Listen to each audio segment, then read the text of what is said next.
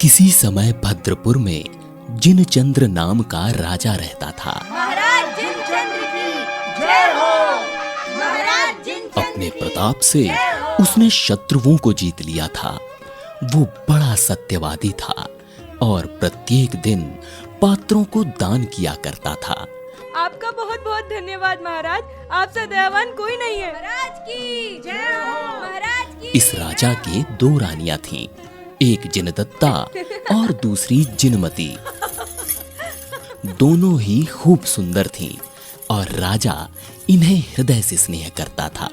एक समय जिनदत्ता के एक पुत्र उत्पन्न हुआ और उसका नाम सूरदत्त रखा गया।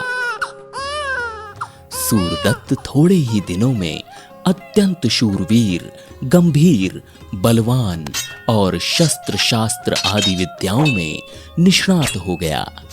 इधर जिनमती के भी एक पुत्र उत्पन्न हुआ जिसका नाम जिनदत्त रखा गया।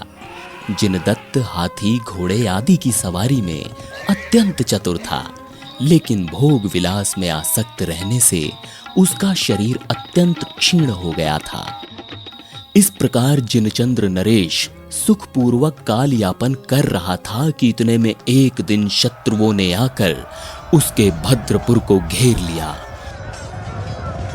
राजा ने कठोर हृदय मलेच्छों के द्वारा अपनी राजधानी को घिरी हुई समझकर उनसे मोर्चा लेने के लिए अपने पुत्र जिनदत्त को उनके पास भेजा, पर मलेच्छों ने उसे क्षण भर में पराजित कर दिया और उसके समस्त सैनिकों को मार डाला।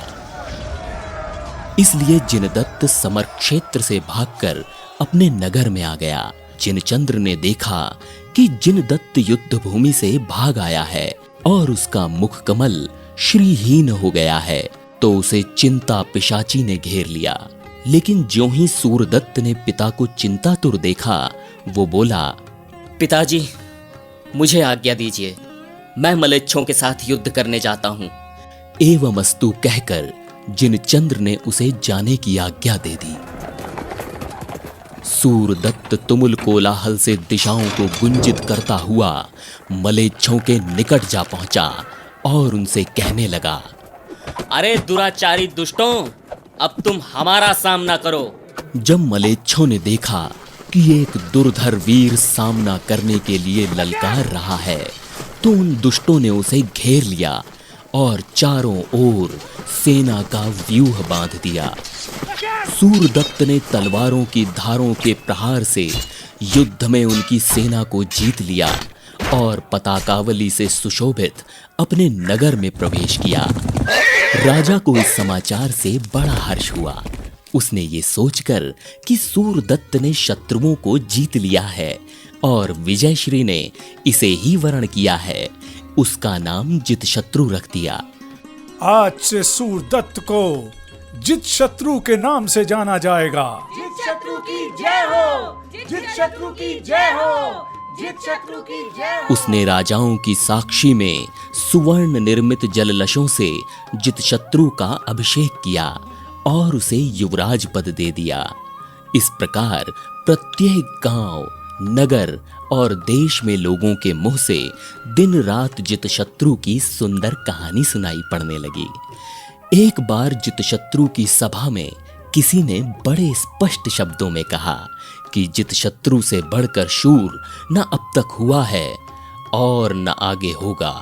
उसकी इस प्रकार की उत्कट वाणी सुनकर जिनदत्त ने उससे कहा, अरे मलेच्छों को पराजित कर देने में उसकी क्या बहादुरी है जिसका तुम इतना ढिंढोरा पीट रहे हो।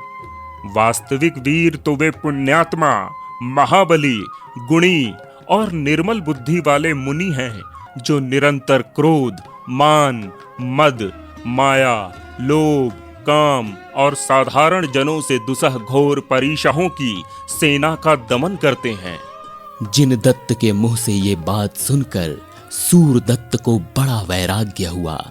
उसने श्रीधर मुनिराज के पास दीक्षा ले ली। जिस प्रकार इस व्यवहार कुशल राजकुमार ने युद्ध में जय पताका फहराई, उसी प्रकार इसने मोक्ष भी प्राप्त कर लिया। इसी प्रकार आत्म कल्याण चाहने वाले साधु का भी कर्तव्य है कि वो अत्यंत स्थिरता तथा संतोष के साथ आराधनाओं के आराधन में अपना मन लगावे। इस प्रकार राजकुमार की कथा संपूर्ण हुई।